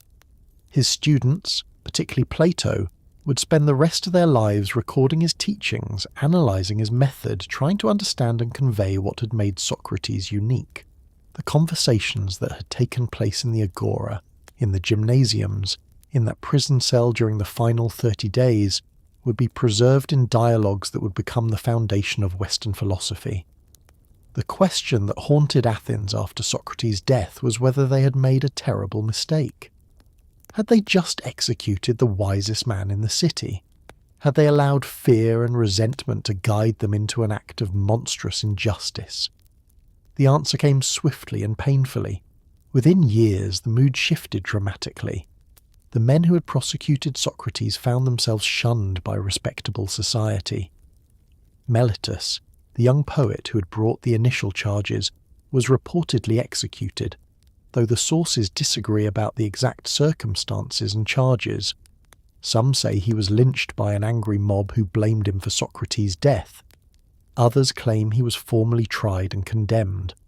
Whatever the truth, he did not live long after his victim. Anytus, the democratic politician and tanner who had been the real force behind the prosecution, fled Athens entirely. His property was confiscated, his reputation destroyed. He settled in Pontus, on the Black Sea, far from the city whose democracy he had claimed to defend. Even there, according to one account, he was driven out when the locals learned who he was and what he had done. The third accuser, Lycon, simply disappeared from the historical record.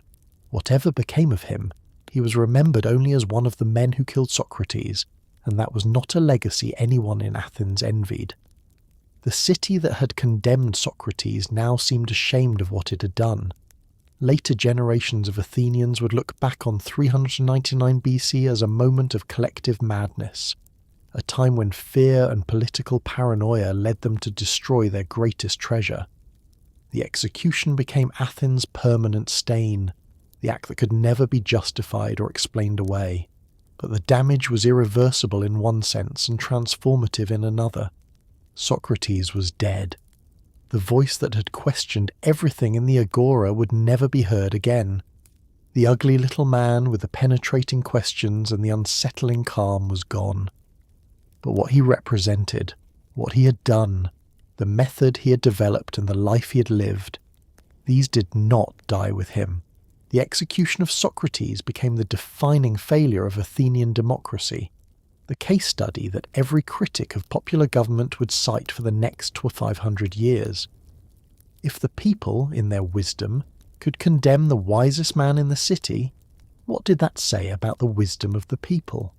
If majority vote could produce such manifest injustice, what was the value of democracy? Plato, more than anyone, would make this argument.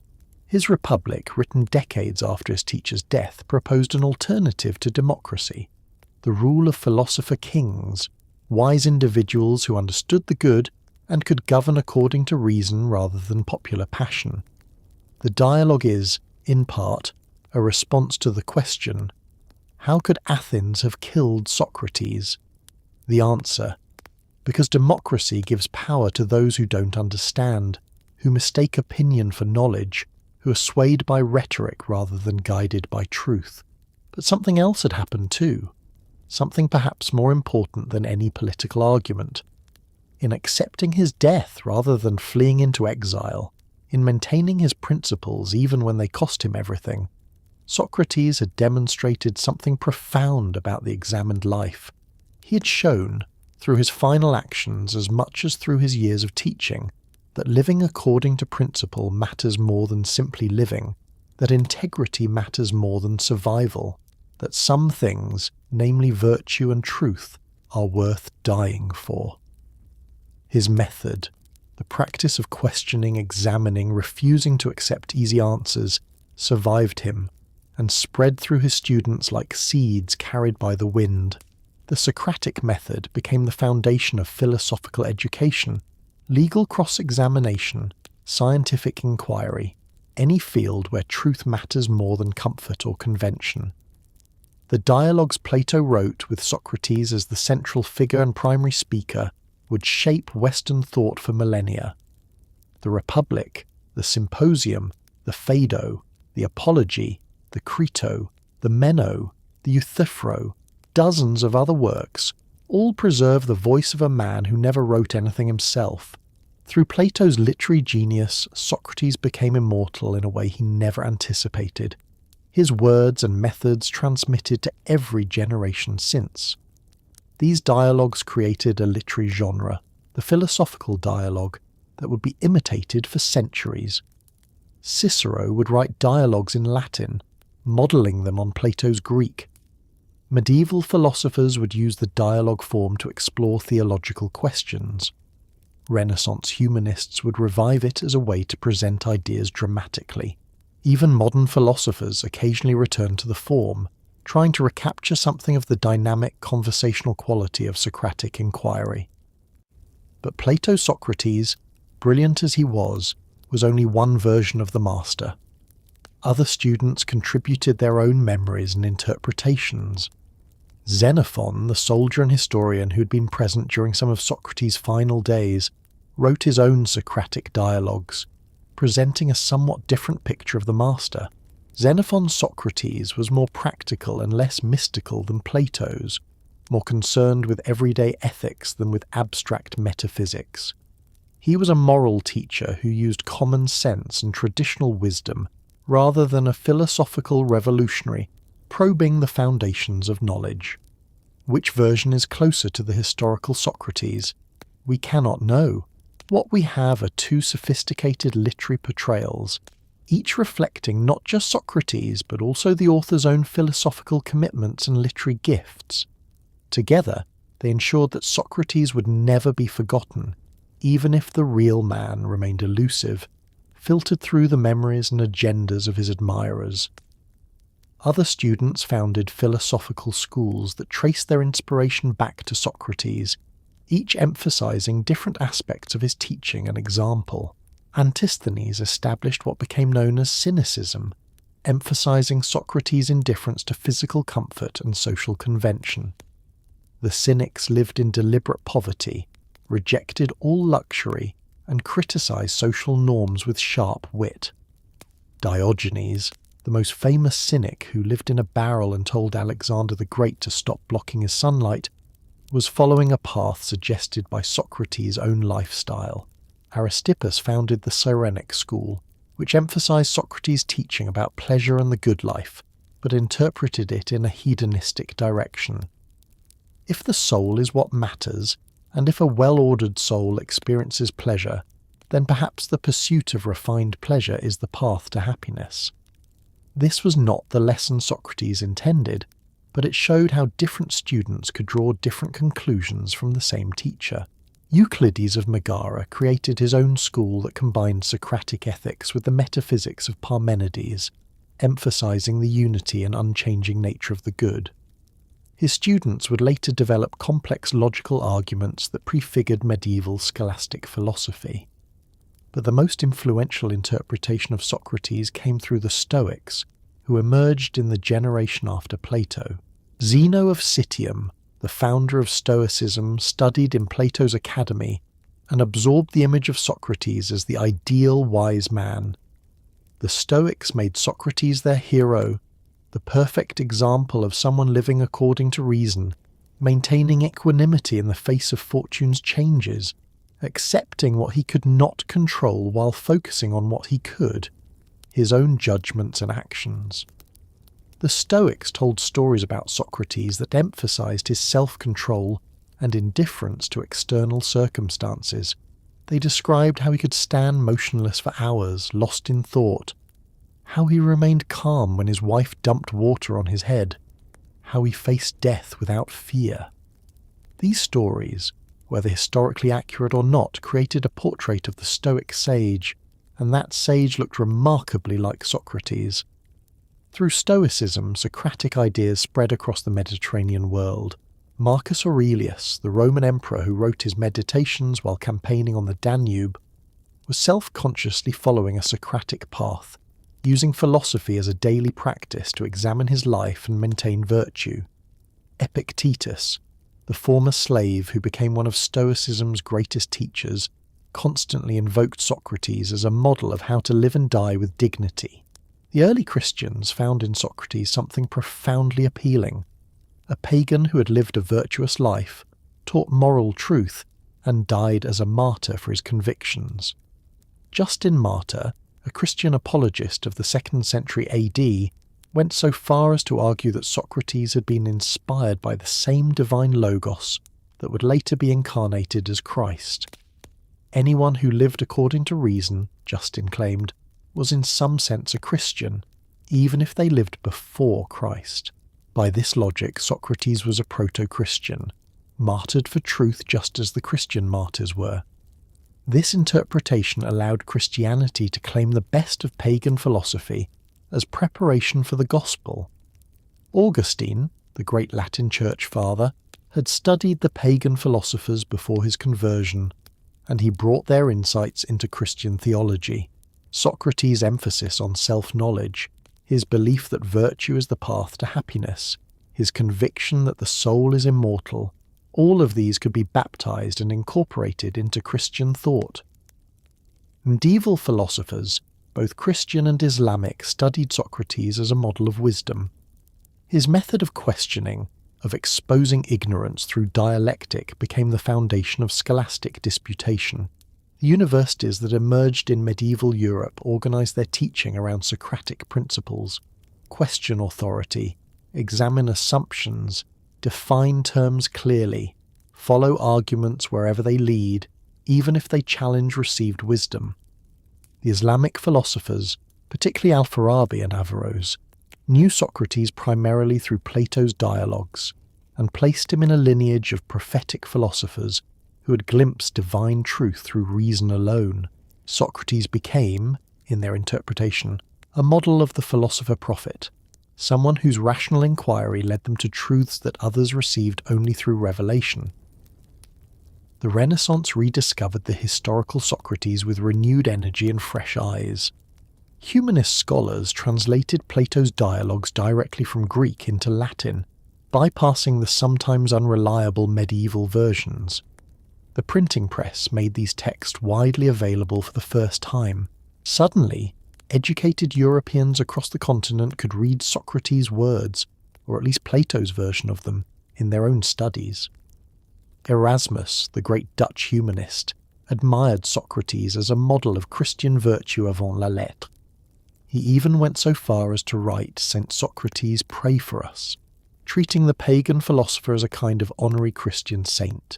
This was controversial, but it reflected a widespread Renaissance belief that pagan wisdom and Christian truth were ultimately compatible, that God had scattered rays of truth throughout human history, and that Socrates had caught one of those rays.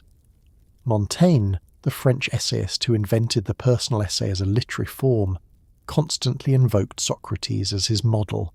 The essay, with its wandering structure, its willingness to follow thought wherever it leads, its honest admission of uncertainty, its skeptical questioning of received wisdom, was Socratic in spirit.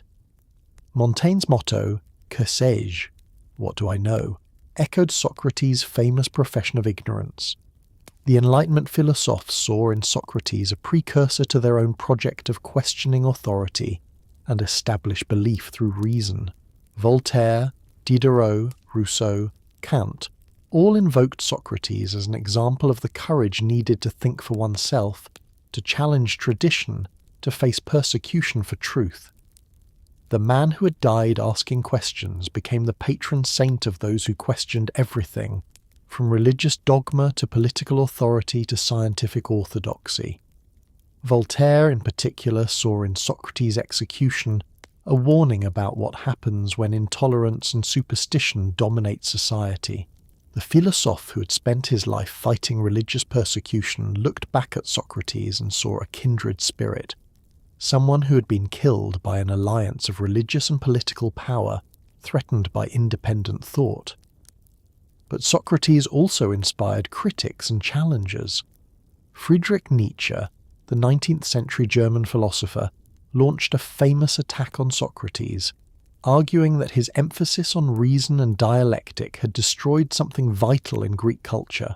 According to Nietzsche, pre-Socratic Greece had possessed a tragic wisdom, a willingness to face the terrible truths of existence without flinching, an embrace of life in all its horror and beauty. The great tragedies of Aeschylus and Sophocles embodied this spirit. Then came Socrates with his insistence that everything be examined logically, that intuition and myth be replaced by rational argument, that we only truly know what we can define and defend through dialectic. This Socratic rationalism, Nietzsche argued, killed the tragic spirit. It created a culture that valued logic over life, that preferred neat definitions to messy reality, that thought you could solve the deepest mysteries of existence through clever questioning. Moreover, Nietzsche claimed Socrates represented a kind of ressentiment, a slave morality disguised as wisdom. Socrates was ugly, poor, physically unimpressive. He couldn't compete in the arenas where aristocratic Greeks gained honour, war, athletics, political leadership. So he invented a new arena where he could dominate: dialectic, the art of making people look stupid through questioning. His philosophy of the soul and virtue was, in Nietzsche's reading, a way of devaluing everything he couldn't have, a sour grape's rejection of physical beauty, wealth, and power. Nietzsche's critique highlighted something important. Socrates represented a particular kind of wisdom, emphasizing reason, logic, and argument above intuition, tradition, and instinct. There are other kinds of wisdom, based on experience, artistic insight, mystical vision, or practical know-how that don't reduce to rational argument. Socratic Method, powerful as it was, had its limits and costs. Yet even those who rejected Socrates' answers could not escape his questions. What is justice? What is virtue? What is the good life? How should we live? What can we truly know? These remain the fundamental questions of human existence. Every ethical theory, every political philosophy, every religious tradition, every attempt to live a meaningful life must grapple with questions that Socrates was asking 2,500 years ago in the Agora of Athens. In the 20th century, Socrates remained startlingly relevant despite, or perhaps because of, the tumultuous changes of that era. Karl Popper, in his influential work The Open Society and Its Enemies, defended Socrates while attacking Plato, arguing that the student had betrayed the teacher. Socrates, in Popper's reading, represented critical rationalism, the willingness to question everything and accept that we might be wrong. Plato represented dogmatic rationalism, the belief that we could arrive at certain truths and then impose them on society. The difference was crucial. Hannah Arendt, reflecting on the trial of Adolf Eichmann, returned to Socrates as a model of moral thinking.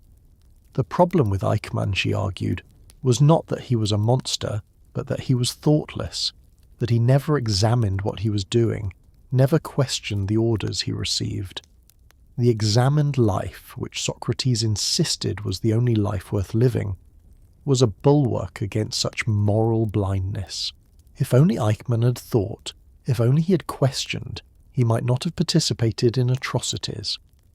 The civil rights movement and other campaigns for social justice found in Socrates a model of civil disobedience. He had obeyed unjust laws, to be sure, but he had done so while constantly questioning them, while insisting on his right to challenge authority through speech and reason.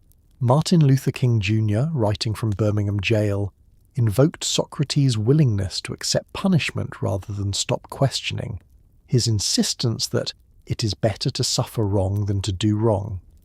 In philosophy departments today, Socrates remains the foundational figure. The first course in philosophy, Introduction to Philosophy, typically begins with Socrates. The dialectical method, questioning assumptions and following arguments wherever they lead, remains the core practice of philosophical inquiry. Every philosophy student learns to ask, "What do you mean by that?" and "How do you know?" These are Socratic questions. The Socratic method also shapes legal education. Law schools train students through the case method, which is essentially Socratic questioning applied to legal reasoning. Professors ask students to defend positions, then probe for weaknesses, then push them to consider counter-arguments, all in the service of teaching them to think clearly about complex issues. It's not identical to Socrates' practice, but it descends from it. In our own time, Socrates remains urgently relevant, perhaps more than ever. We live in an age of information overload, where anyone can find confirmation for any belief, where confident ignorance flourishes on social media, where complex issues are reduced to simplistic slogans, where expertise is dismissed and critical thinking is rare. The Socratic insistence on examining assumptions, defining terms clearly, following arguments logically, admitting ignorance when we don't know, these are essential tools for navigating our complex world. His fate also resonates powerfully in our current moment. In an age of cancel culture, Twitter mobs, and political polarization, the story of a man condemned for asking unpopular questions, for making powerful people uncomfortable, for refusing to conform to majority opinion, speaks directly to our situation. Socrates reminds us that truth-telling carries risks, that the examined life often conflicts with social harmony, that courage matters not just physically, but intellectually and morally. His emphasis on self-knowledge, "Know thyself," the motto inscribed at Delphi that Socrates made his own, remains a challenge in an age of constant distraction and external stimulation. How can we know ourselves when we're always looking at screens, consuming media, reacting to others? The Socratic call to turn inward, to examine our own beliefs and motivations, to question what we think we know, is countercultural in the most literal sense. What can we learn from a man who died 2,400 years ago in a city that no longer exists, executed by a political system that vanished millennia ago? Perhaps these lessons, tested by 25 centuries and still resonant. First, that questions matter more than answers. Socrates never claimed to teach anything, only to ask questions. He never wrote a doctrine or founded a school with official teachings. He demonstrated through his life that the process of inquiry matters more than any particular conclusion, that staying curious and open to being wrong is more valuable than having all the answers. Second, that integrity matters more than success or survival. Socrates could have escaped death by fleeing Athens or by promising to stop his philosophical activities. He chose execution rather than compromise his principles. This seems extreme to our pragmatic age, but it reminds us that some things, our core commitments and values, define who we are more than physical survival does. Third, that knowledge begins with acknowledging ignorance. I know that I know nothing sounds like false modesty, but it's actually a profound epistemological claim. Most of what we think we know is actually unexamined opinion, received wisdom, conventional belief. True knowledge requires recognizing the difference between what we actually understand and what we merely believe. Fourth, that the unexamined life is not worth living. This, more than anything, is Socrates' lasting message. To live without reflection, without questioning, without examining our choices and beliefs, is to live a diminished life, to drift through existence rather than actively shaping it. We are capable of reason, of thought, of examining our lives. To not use these capacities is to waste our distinctively human potential. Fifth, that reason, despite its limits, is our best tool for pursuing truth and navigating disagreement. Socrates didn't think reason could solve every problem or answer every question, but he believed that honest, rigorous, collaborative thinking, the kind of thinking that happens in real dialogue, was better than appeals to authority, tradition, or force. This conviction, that we should try to resolve our differences through argument rather than power, remains the foundation of any decent society. But we must acknowledge the paradox at the heart of Socrates' legacy. Everything we know about him comes from others. He wrote nothing. We have no direct access to his thoughts, except as filtered through students who had their own philosophical agendas.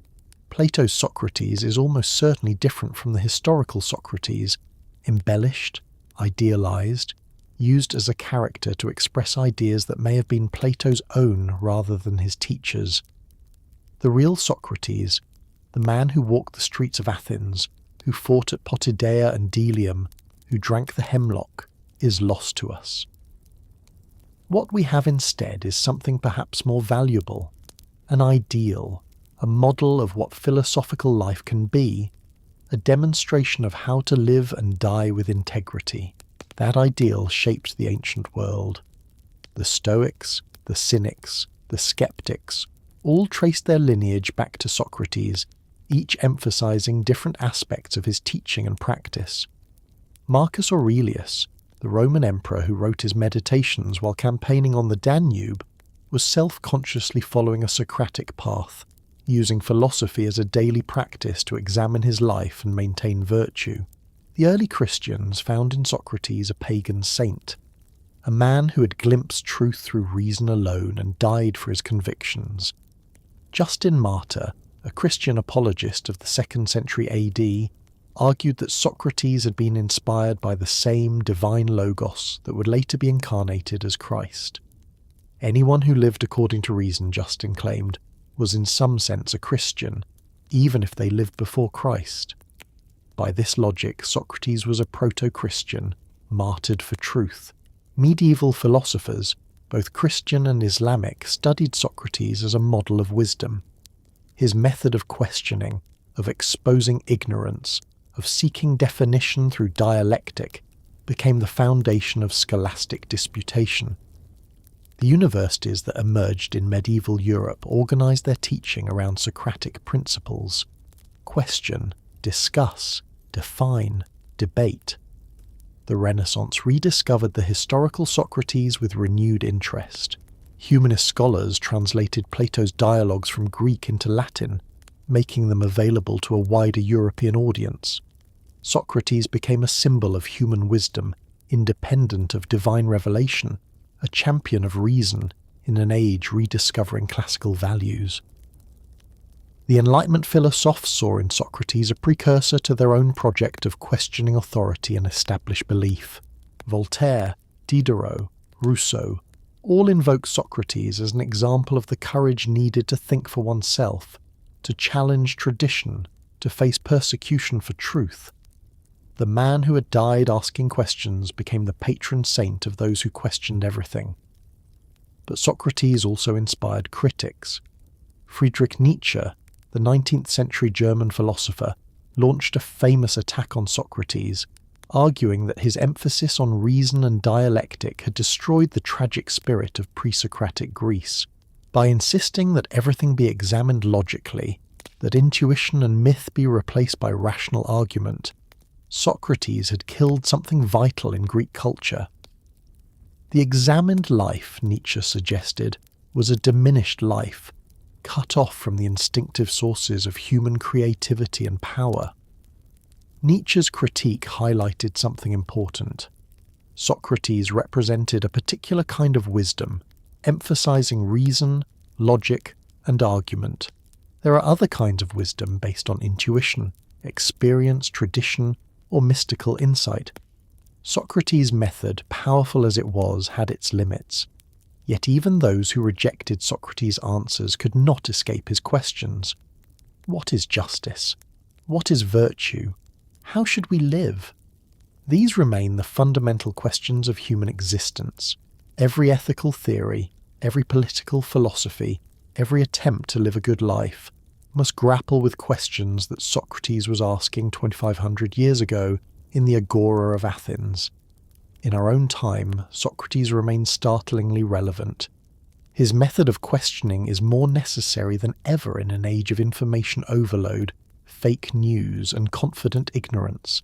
The Socratic insistence on examining assumptions, defining terms clearly, following arguments wherever they lead, these are essential tools for navigating a complex world. His fate also resonates.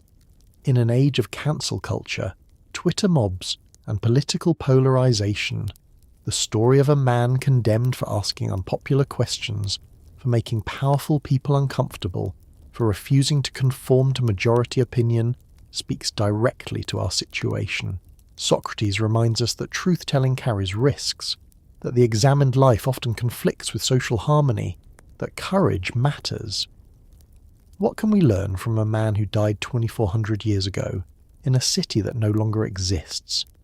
Perhaps this, that questions matter more than answers, that integrity matters more than success, that how we live matters more than how long we live. That reason, despite its limits, is our best tool for navigating a confusing world. That knowledge begins with acknowledging ignorance, that the unexamined life is not worth living. Socrates never promised to make people happy. He never promised to make them successful. He promised only to make them think, to wake them from sleepwalking certainty, to sting them into awareness like a gadfly on a lazy horse. For this, Athens killed him. For this, history remembers him. The grave is lost. The body returned to dust 2,400 years ago. But the voice persists, asking its infuriating, necessary questions in every age and every language. What is justice? What is virtue? How should we live? And most urgently, most Socratically, are you certain you know what you think you know? If you've travelled with me through this remarkable story, I hope you'll take a moment to like this video and subscribe to the channel. Each subscription helps bring more of these journeys into history to life. Tell me in the comments what question of Socrates strikes you most deeply. What part of his life or method speaks to your own experience? I read every comment and always love hearing your thoughts. Until our next journey into the past, I wish you a calm and peaceful night. The old man who drank the hemlock is gone, but his questions remain, patient and eternal, waiting for each new generation to grapple with them. May we have the courage to ask and the wisdom to know when we don't know the answers. Good night,